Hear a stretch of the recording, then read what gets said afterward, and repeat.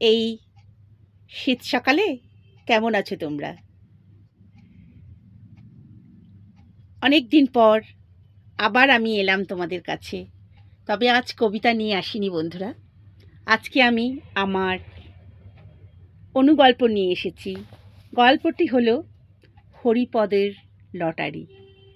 জীবনে আমরা প্রতিটি পদক্ষেপে লড়তে লড়তে মনে হয় একটা যদি লটারি পাই তাইলে আমরা সত্যিকারের ধনী হয়ে যাব, নাই জীবনে একটা কিছু ইচ্ছে পূরণ করতে পারবো। তাই আমরা আমাদের জীবনে পরিবারে কেউ না কেউ লটারি কাটবেই ভাগ্যের মোড়টা ঘোরাবার জন্য। হয়তো কারো ঘোরে, হয়তো কারো ঘোরে না, সর্বনাশ হয়ে যায় জীবনে। লটারি নেশা যে বড় নেশা, শেষও করে দেয় জীবনকে। আমার এই স্মৃতির গল্প থাকছে হরিপদর লটারি। শীতের সকাল, আর সকালে 9টা না বাজতেই ডালহৌসি পাড়ায় ভিড় জমা দেয়। কেননা অফিস পাড়া, ঠক ঠক ঠক ঠক, কত শত নানান মানুষের ভিড় এই অফিস পাড়ায়। আর শান্ত হয় কখন? যখন 7টা কি 7:30 বাজে, তখন শান্ত হয়ে যায় এই অফিস পাড়াটা। এখনও ফুটপাতের লোকজন তখন অনেকটাই কমে যায়। ভাঙা টেবিলে সেই রোমান্টিক ব্যাট টাইপ রাইটে হাত বুলাতে থাকে আঙ্গুলে হরিপদ। আজকাল সেই টাইপের আর টাইপ মেশিনে কেউ টাইপই করে না, সব কম্পিউটারে কাজ চলে যাচ্ছে। তাই আগের মতো ওর দোকানে সেরকম চলেই না বলতে হয়। খুবই কষ্টের সংসার হরিপদের। ব্যাকসেট চালু করতেই হবে। হরিপদ মনের বেজায় দুঃখ ছিল, তার ছেলেটা মানুষই হলো না।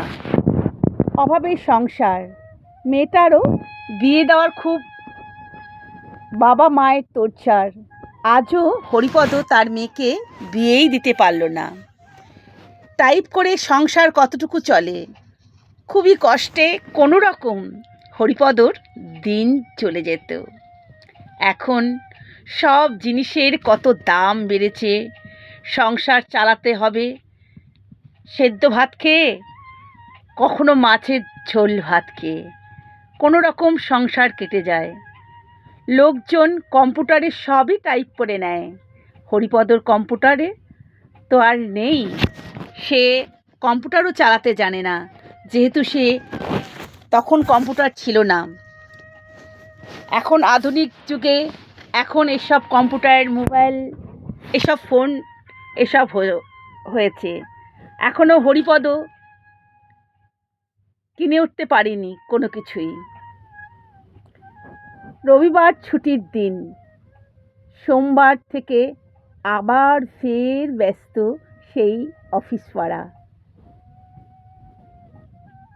সেই সোমবার বেলায় কাগজে লেখা দেখল, টিকিটে নাম্বারটা মিলে গেছে হরিপদর। হরিপদর একটু আদ্র নেশা ছিল মাঝের মধ্যে ভাগ্যের চক্রটা ঘোরাবার। তাই কাগজে এক বন্ধু নিয়ে আসলো, তাই হরিপদর নামটা দেখতে পেল। হরিপদ লটারি পেয়েছে। কত লটারি? 50 লাখ টাকা। এতদিনে বাড়ির লোকজন তাকে সত্যিকারে সমাদরে যেন ভরিয়ে দেবে। বাড়ির লোকজন, সে আনন্দে উচ্চহাসা হয়ে ছুটল মনে তরঙ্গে। কিন্তু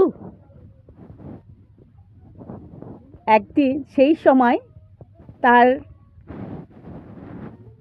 দোকানে লোক চলে এলো। ও ভাবলো হরিপদ যে কাস্টমার সত্যিকারের বড়ই লক্ষ্মী, তাই সে কাস্টমারকে আগে টাইপ করে দিল। তারপর সে কাজ গুটিয়ে এক হাঁড়ি মিষ্টি নিয়ে বাড়ির দিকে ছুট দেবে। এই ভেবে হরিপদ লটারির টিকিটটা যে উঠিয়েছে সেটা আরই খেয়াল নেই, মনে পড়ছে। সে ভেবেছে যে লটারির টিকিটটা তারই পকেটে আছে। তারপর সে বাড়ির দিকে ছুটল মিষ্টির হাঁড়ি নিয়ে। হরিপদ তার বউকে বলল, আজ সব সংস্কার সব কিছু যেন গুছে গেছে, আর কোনো অভাব থাকবে না।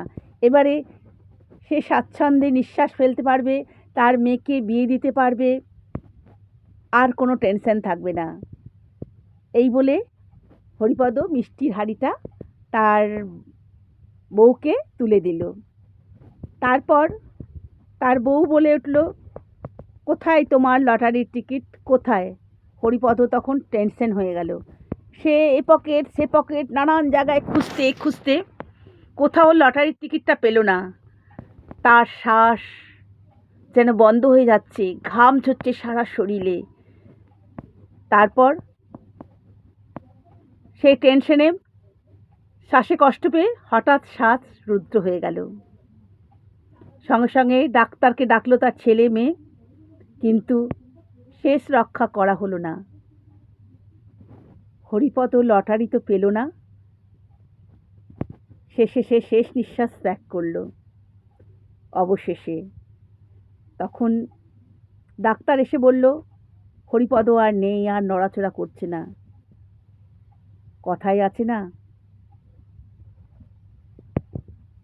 দাতা দিলেও বিধাতা দেয় না। তাই দাতা দিয়েছিল, কিন্তু বিধাতা হরিপদকে কিছু সায় দেয়নি।